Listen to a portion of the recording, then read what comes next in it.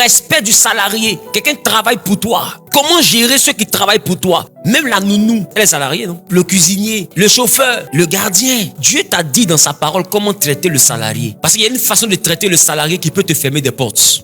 Hey. Et ça, on me dit que parce que Jésus est mort, c'est passé. Donc les salariés n'existent plus. On peut les gifler maintenant. Non. Dans ce que je suis en train de dire là, vous avez vu la vie éternelle quelque part. C'est Jésus qui est la vie éternelle. Mais ça là, c'est important pour l'équilibre. Regarde, quand je t'explique, tu vois que ça ouvre ton esprit sur certaines choses de fois que toi-même tu as fait. On t'en a même pas commencé l'enseignement, on est dans l'introduction. Mais imagine-toi qu'on va rentrer dans le message. Deutéronome chapitre 24, le verset 14 au verset 15 nous dit quoi? Tu n'opprimeras point le mercenaire pauvre et indigent. Oui. Qu'il soit l'un de tes frères ou l'un des étrangers demeurant dans ton pays, dans tes portes. Oui. Tu lui donneras le salaire de sa journée avant le coucher du soleil, car il est pauvre. Attends, vous voyez? On dit quand quelqu'un est pauvre et qui vient travailler pour toi, même en tant que prestataire, il dit tu lui donneras son salaire avant la fin de la journée, car il est pauvre. Or, de fois, on est tenté de montrer aux pauvres qu'on est quelqu'un. Tu te comprends qu'on passe des mers. Le fait qu'il rentre vide et qu'il finit de travailler et sa pauvreté l'envoie mal manger avant de dormir, il y a une malédiction qui vient vers toi. La Bible dit parce qu'il est pauvre, tu ne le laisses pas rentrer vite.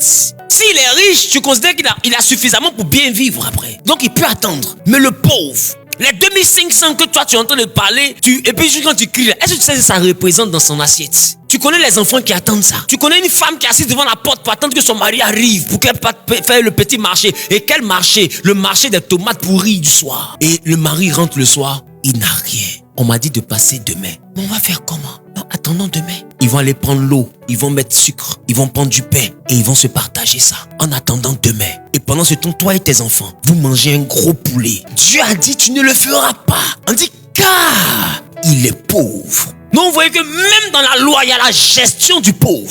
Et quelqu'un veut dire que ça parce que Jésus est mort à la croix. Donc comme Jésus est mort à la croix, on maltraite le pauvre. C'est aboli, c'est ça? L'ignorance est un cancer. Vous ne savez même pas ce que c'est que la loi. Moi, je suis docteur en théologie pratique. Donc je ne suis pas en train de raconter des choses que je ne connais pas. Je suis docteur. De toute façon, l'autre est médecin là. Moi, je suis docteur en théologie pratique. C'est mon travail. Je te parle de loi. Toi qui as fait catéchèse, je me contredis. Tu m'as vu mettre ma bouche dans table de menuisier. Tu m'as vu mettre ma bouche dans fenêtre de ferronnier. Ou bien dans passe de messie. Il a mis ma bouche dedans. Il peut faire passe de messie. Mais mon micro là, c'est aussi mon travail. Enlève ta bouche dedans.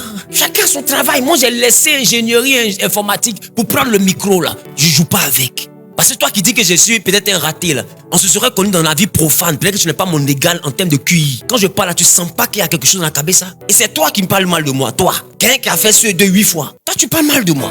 Et c'est puis on sait qu'ingénieur, j'ai rien repris. J'ai fait maternelle à 2 ans et demi. Tu me connais pas. Donc tu parles pas de moi.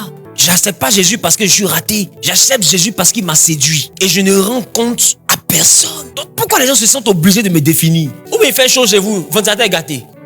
Il dit, tu lui donneras le salaire de sa journée. S'il est payé par jour. Parce que moi, je dois remarquer, ils font le travail journalier. Il dit, le jour, là, si c'est 1000 francs, donne-lui son salaire. Avant le coucher du soleil, il dit, car il est pauvre. Et il lui tarde de le recevoir. C'est-à-dire que recevoir le salaire, son âme soupire après ça.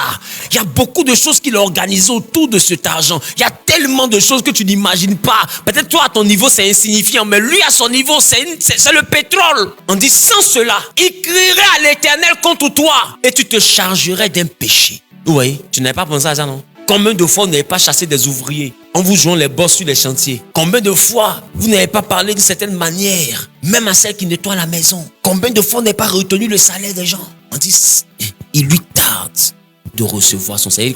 En français, ivoirien, on dit, il est pressé. Cet argent-là, il est pressé. C'est vrai, quand il travaille, il est à l'heure. Lui, il compte parce que tu ne sais pas que lui, il tient jusqu'à ce que le temps de son salaire arrive. Toi, au moins, tu as 500 000 dans le compte. Lui, il n'a pas ça. Son Orange Money est vide, son Wave est vide, sa caisse est vide, sa poche est vide, sa maison est vide.